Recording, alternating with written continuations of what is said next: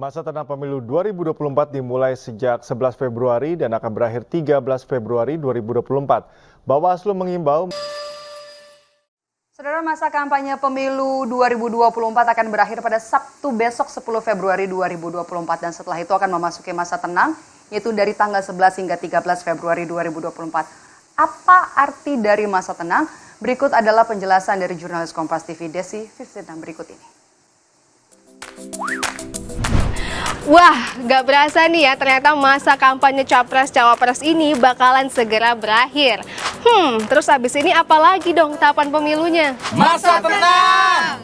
Ya bener banget, masa tenang berlangsung selama 3 hari sebelum pemungutan suara. Dan pada periode pemilu tahun ini, masa tenang akan berlangsung pada 11 hingga 13 Februari 2024. Sebenarnya apa sih masa tenang itu? Nah, masa tenang adalah masa di mana semua aktivitas kampanye tidak boleh dilakukan. Jika ada yang tetap berkampanye, akan dijatuhkan pidana paling lama 1 tahun dan denda paling banyak 12 juta rupiah. Tuh, makanya jangan sampai dilanggar ya. Selama masa tenang ini, semua media dan lembaga penyiaran juga dilarang menyiarkan berita, iklan, rekam jejak, atau bentuk lainnya yang menguntungkan maupun merugikan peserta pemilu. Gak cuma itu aja, lembaga survei juga dilarang mengumumkan hasil survei atau pendapat tentang pemilu di masa tenang. Selain larangan berkampanye, ada juga loh kegiatan yang tidak boleh dilakukan selama masa tenang, yaitu para peserta pemilu beserta tim kampanye dilarang untuk menjanjikan atau memberikan imbalan kepada pemilih untuk tidak menggunakan hak pilihnya. Lalu menggunakan hak pilihnya dengan mencoblos peserta pemilu menggunakan cara tertentu sehingga surat suaranya tidak sah. Dan yang terakhir adalah memilih pasangan calon ataupun partai politik calon anggota tertentu. Nah, jika ada yang sengaja menjanjikan memberi uang maupun materi ke pemilih akan dipidana maksimal 4 tahun penjara dan denda maksimal 48 juta rupiah. Jadi ingat ya, untuk para peserta pemilu, tim sukses, relawan, dan juga para simpatisan, di masa tenang ini, stop segala aktivitas kampanye. Mari ciptakan pemilu damai yang adil dan tanpa kecurangan. Pemirsa, untuk membahas bagaimana menjaga demokrasi tetap berjalan sesuai dengan aturan di tengah masa tenang pemilu 2024, kita akan bahas bersama dengan anggota Bawaslu RI, Loli Suhenti, yang sudah terhubung bersama kami melalui sambungan telepon. Selamat pagi. Selamat pagi, Bu Loli. Selamat pagi. Iya, Bu Loli, memasuki hari pertama masa tenang, seperti apa nantinya pengawasan yang dilakukan Bawaslu ini? Iya, kita sudah mulai dari dini hari tadi nih. Kita mengawasi bagaimana penertiban alat peraga kampanye bisa dilakukan dengan tepat waktu, tepat sasaran, sehingga nanti targetnya juga bisa tercapai ya. Di mana hari pemungutan suara tidak lagi ada atribut peraga kampanye, alat peraga kampanye. Yang berkaitan dengan gimana cara kita mengawasi, nah kita mengawasi terus nih Mbak. Jadi kebetulan pagi ini aktivitas kita lakukan untuk memastikan situasi yang ada dengan patroli pengawasan. Patroli pengawasannya dilakukan secara bergantian oleh seluruh jajaran pengawas pemilu, termasuk juga dalam konteks ini penertiban APK-nya kan tidak mungkin 1 hari selesai. Nah, ini dilakukan secara bertahap dengan titik-titik yang telah ditentukan bersama dengan teman-teman Satpol PP ya, untuk memastikan semuanya memang bisa tersisir dengan baik. Baik. Ya, Bu Loli, ada pengawasan dilakukan melalui sosial media dengan patroli cyber 24 jam. Ini seperti apa mekanismenya dan apakah efektif secara seperti ini? Mekanisme yang kami lakukan, kami punya tim patroli pengawasan cyber, itu yang dia bergantian juga, dilakukan secara bergantian tanpa henti selama 24 jam. Efektivitasnya kalau ditanya efektif atau enggak, sampai saat ini sejak tanggal 28 November hingga hari ini itu kontaknya sudah menemukan ratusan dari media sosial yang kemudian kami mintakan di take down karena muatannya melanggar ketentuan 280 Undang-Undang 7 2017. Nah, di masa ini pun di saat semua yang namanya berbau kampanye itu tidak boleh, salah satunya adalah media sosial. Kan media sosial udah nggak boleh lagi tuh mengiklankan, membuat berita, atau memberikan rekam jejak selama masa tenang ini yang kemudian dapat mempengaruhi atau menguntungkan, merugikan peserta pemilu. Nah, sehingga Iya. kalau ditanya efektif atau enggak, inilah langkah maksimal yang dapat Bawaslu lakukan. Patroli cyber ini secara mandiri dilakukan oleh Bawaslu. Dalam konteks ini nantinya ya tindak lanjutnya tentu kami bekerja sama dengan teman-teman Kominfo, dengan teman-teman platform media sosial supaya bisa dilakukan penurunan secara cepat. Ya, Bu Loli, sejauh ini kan memang aturan hanya mengikat untuk peserta pemilu dan juga tim kampanye ya Bu, jika melakukan kampanye di masa tenang ini. Nah, jika ada netizen ataupun buzzer yang melakukan kampanye selama masa tenang ini, bagaimana sanksi dari Bawaslu ataupun pengawasan dari Bawaslu sendiri? Salah satu kewenangan Bawaslu itu kan menangani pelanggaran hukum lainnya. Hukum lainnya itu berarti kita bisa menggunakan kacamata undang-undang ITE misalnya, yang bisa dikenakan dalam konteks ini.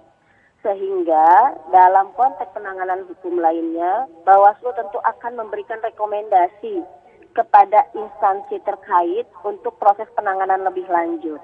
Bawaslu ini dalam konteks ini dia melakukan kajian, menyatakan bahwa dugaan pelanggaran terpenuhi. Begitu yang dilanggarnya undang-undang ITE, maka kita teruskan ke kepolisian untuk dapat ditindaklanjuti. Seperti itu. Baik. Apakah artinya ini hanya menyasar kepada akun media sosial dari peserta pemilu atau memang akun-akun lainnya seperti buzzers yang melanggar juga akan ditindak oleh Bawaslu, Bu Loli? Iya, untuk yang akun media sosial yang itu bukan yang didaftarkan ke KPU, maka cara pandang Bawaslu adalah menggunakan kacamata pasal 280. Kalau isinya menghasut, mengadu domba, fitnah gitu ya, maka itu kami akan langsung berkoordinasi untuk dilakukan penurunan. Konteks pidananya maka disampaikan ke kepolisian. Ini untuk seluruh media sosial, akun media sosial, bukan hanya yang terdaftar, karena salah satu tugas Bawaslu adalah mencegah berbagai potensi pelanggaran, termasuk hal ini. Baik, Bu Loli, kalau di lapangan sendiri apakah ada daerah yang rawan dan perlu pengawasan lebih khusus dan seperti apa peta kerawanan kecurangan dari Bawaslu sendiri? Ya, kalau soal daerah yang rawan tinggi, sejak awal Bawaslu sudah melakukan pemetaan. Yang rawan tinggi itu DKI Jakarta misalnya. Lalu ada Sulawesi Utara, ada Jawa Barat, ada Maluku Utara. Makanya kemarin saya sengaja untuk ke Maluku Utara memastikan upaya kita maksimal sehingga yang rawan tinggi itu kemudian bisa ditekan menjadi rawan sedang atau rawan rendah. Nah, apa saja pelanggaran-pelanggaran yang relatif ya sering terjadi dan perlu kita waspadai, misalnya tentu saja politik uang, ya kan? Politik uang ini di masa tenang kalau dilakukan maka dia akan terkena sanksi pidana. Pasal 523 berlaku 4 tahun dengan denda paling banyak 48 juta. Nah, hal-hal semacam ini kami sampaikan. Sejak awal kami mengeluarkan surat himbauan untuk masa tenang. Salah satu isinya adalah memberikan rambu-rambu apa yang boleh, apa yang tidak boleh, dan apa konsekuensinya. Seperti itu. Ya, kalau untuk daerah-daerah yang tadi sudah dikatakan rawan kecurangan, biasanya modus kecurangan apa yang kerap terjadi di masa tenang seperti ini, Bu Loli?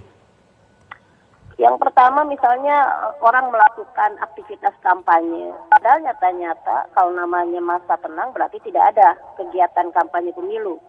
Nah, jadi ini seringkali kemudian memerlukan dukungan penuh dari masyarakat. Kalau menemukan ada dugaan aktivitas kampanye pemilu, segera melaporkan ke Bawaslu karena ini yang terlarang di masa tenang.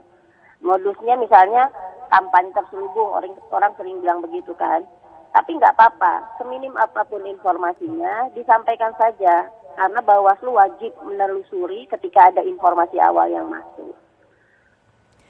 Iya, Bu Loli, kan juga di pemilu tahun ini kan juga ada paslon dan juga caleg yang tengah menjabat sebagai penjabat pemerintahan ya Bu Loli ya. Lalu bagaimana nantinya aturannya dalam membedakan apakah itu kampanye terselubung atau memang tugas pemerintahan? Nah, kalau melihat itu misalnya, apa sih yang nggak boleh gitu ya? Kita jelas-jelas kok yang namanya pejabat negara itu ketentuannya sudah diatur. Ada pasal 281, ada 282, ada 283. Dia diatur. Nah, di masa tenang ini seluruh aktivitas kampanye itu kan nggak boleh. Baik. Kalau pertanyaannya lalu pejabat negara yang melakukan kerja-kerja kenegaraan itu ada kampanye terselubung boleh atau tidak, maka nanti Bawaslu akan melakukan kajian. Tentu definisi kampanye harus mengacu pada pasal 1 angka 35 Undang-Undang 7, ya kan? Unsurnya terpenuhi dulu. Nanti kami akan melakukan kajian soal itu. Yang perlu kami tegaskan adalah tidak boleh di masa tenang ini ada upaya untuk mempengaruhi pemilih tidak menggunakan hak pilihnya, atau mempengaruhi pemilih untuk memilih pasangan calon tertentu, memilih partai politik tertentu, memilih calon anggota DPD tertentu. Nah, itu udah nggak boleh sekarang. Nanti Bawaslu akan melakukan kajian. Jika terpenuhi unsur, maka dia akan masuk dalam penanganan lebih lanjut. Cara Bawaslu mengkajinya seperti apa, Bu? Faktor apa yang menentukan bahwa kalau ada pejabat yang ikut pemilu ini ternyata melakukan kampanye terselubung di tengah kegiatan kedinasannya?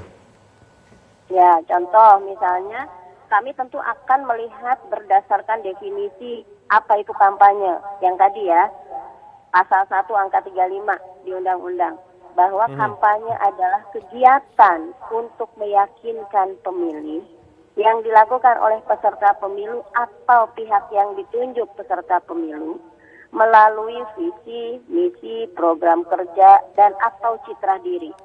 Nah, tentu kami harus menguji dulu apakah betul ini aktivitas kampanye. Dengan menguji itu, ada nggak upaya meyakinkannya, ada nggak paparan visi misinya, gitu ya. Nah, cara kami menguji tentu seperti itu yang pertama. Yang kedua, jika memang ternyata ini masuk ke definisi kampanye, pasal mana yang dilanggar, maka lalu kami kaji lagi. Nah, semacam itu. Yang perlu publik pahami juga, yang namanya kampanye terselubung dalam tanda petik ya, pastilah dia selalu pakai kacamata ada norma hukum yang bolong.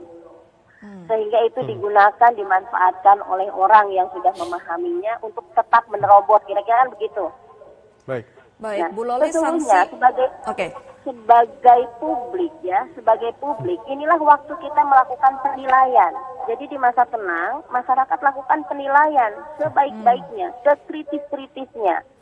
Kalau memang ada upaya yang dilakukan dan itu melanggar rasa keadilan, maka kan menjadi refleksi mereka untuk tidak mengambil pilihan itu, misalnya begitu. Justru saat inilah seluruh warga punya kesempatan untuk merefleksikan, melihat dengan baik.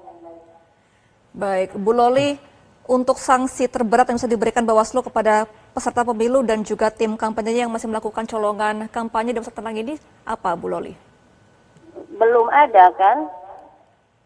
Kalau ditanyanya sudah ada belum pelanggarannya kan belum, karena kita juga baru akan memasuki saat ini sudah memasuki masa tenang. Nah, ini kita lihat, kalau dari malam tadi hasil patroli pengawasan belum ada informasi dari bawah yang masuk berkenaan dugaan pelanggaran yang terjadi. Tapi kalau misalnya ditanya, kalau orang pelaksana, peserta atau tim kampanye pemilu sengaja di masa tenang menjanjikan memberi uang atau materi lainnya untuk mempengaruhi pilihan, maka dia sanksinya berat loh. 4 tahun, dendanya paling banyak 48 juta. Bukan kaleng-kaleng nih. Jadi mudah-mudahan sih tidak terjadi. Oke, baik. Baik, semoga ini tidak terjadi dan juga masa tenang bisa dimanfaatkan untuk para pemilih merefleksikan diri agar bisa menentukan pilihan di 14 Februari 2024 mendatang. Terima kasih Ibu Loli Suhenti, anggota Bawaslu RI sudah bergabung bersama kami di Metro Pagi.